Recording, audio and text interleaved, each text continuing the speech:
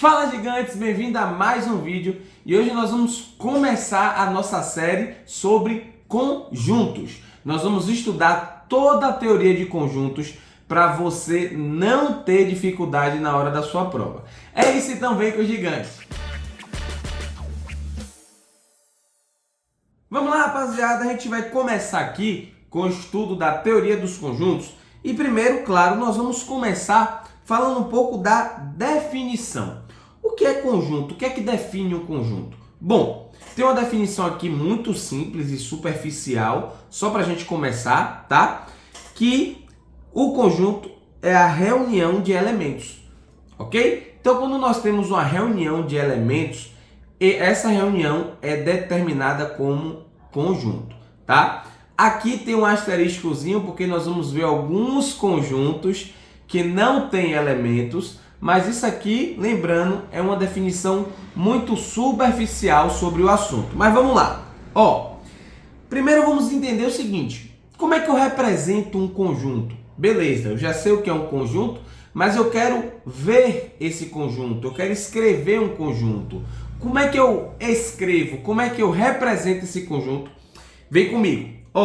Eu separei algumas representações aqui importantes para que a gente possa saber representar nossos conjuntos.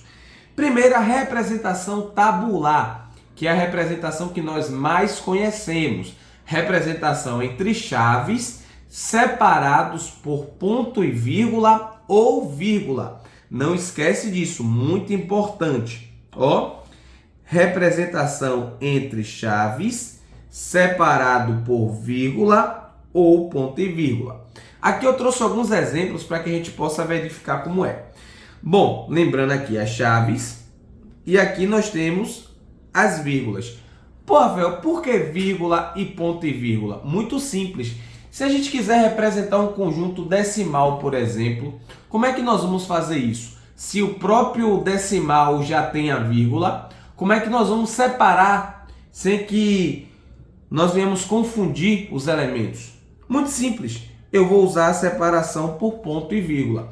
Então eu tenho aqui as chaves e a separação ou por vírgula ou por ponto e vírgula, ok? Isso é muito importante, pessoal. Então nada de botar parênteses, não pode botar parênteses. Representação de conjuntos sempre em chaves, ok? Vamos lá. Uma segunda representação. Essa representação aqui nós utilizamos muito para as funções, Atenção, vamos chegar lá. Mas nós utilizamos essa representação para as funções, para o estudo das funções. Bom, que representação é essa? Diagrama de Venn, diagrama de Venn. Lembrando que Venn é o nome de um matemático, tá? Que criou essa representação.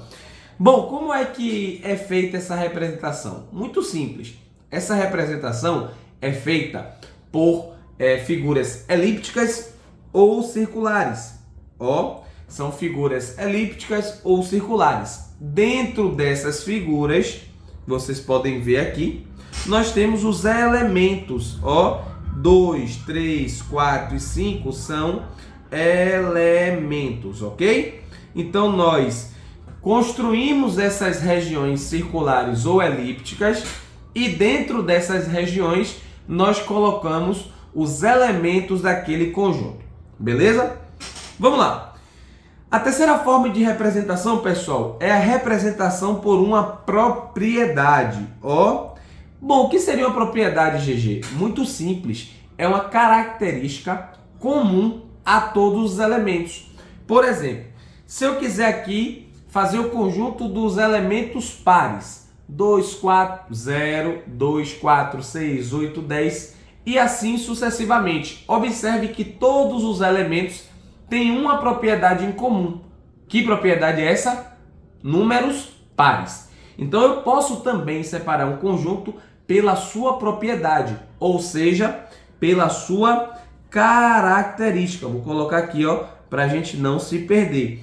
Pela sua característica, ok?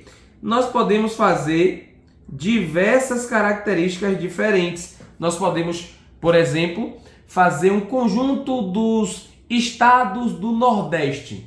Qual é a característica, qual é a propriedade daqueles elementos estados do Nordeste. Então, essa é mais uma forma de você representar um conjunto.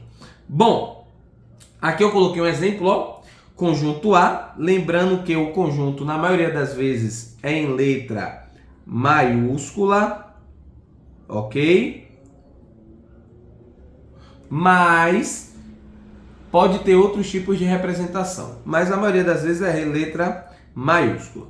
Vamos lá. Então eu coloquei um exemplo aqui, ó, um conjunto A, lembrando que isso aqui é x, um elemento x ou os elementos x, tanto faz, tal que, ó, tal que x tem uma determinada propriedade, ou seja, os elementos são estados do Nordeste, os elementos são números pares e assim sucessivamente, beleza?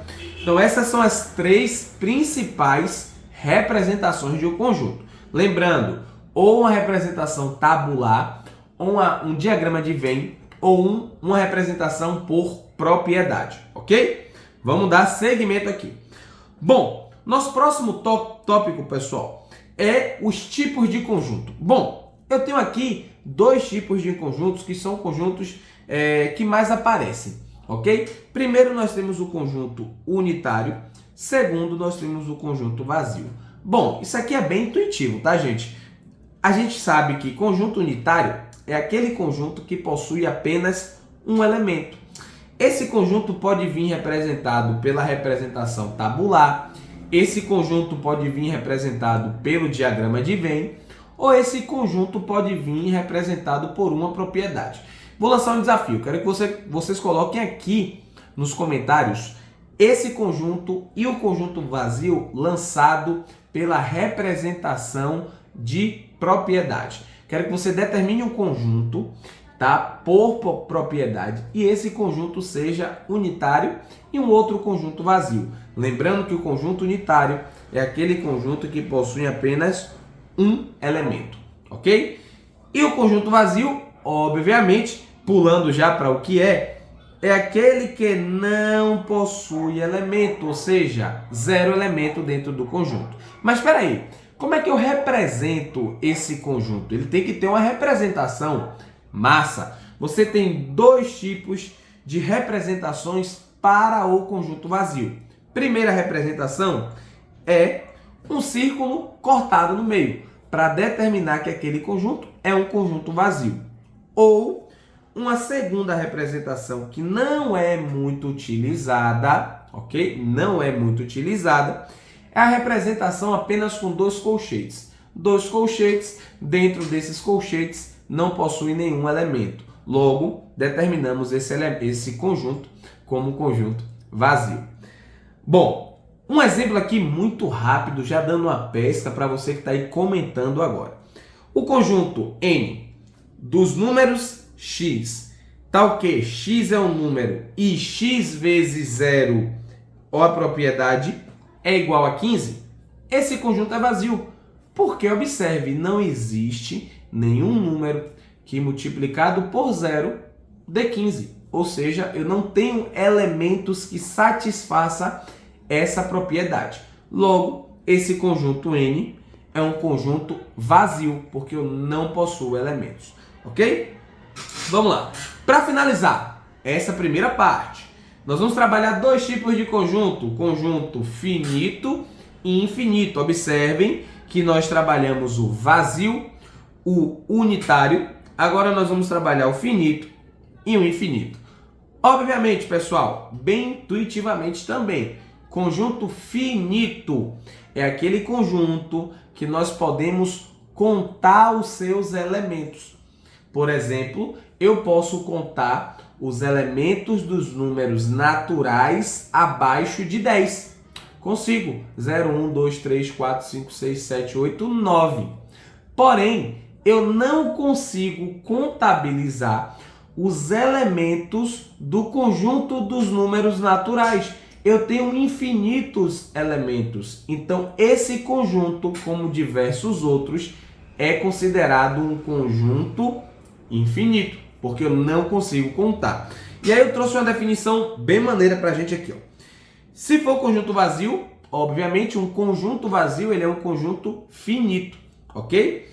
Ou Se eu contar os seus elementos um a um, chega-se ao fim da contagem, ou seja, eu consigo quantificar os elementos desse conjunto.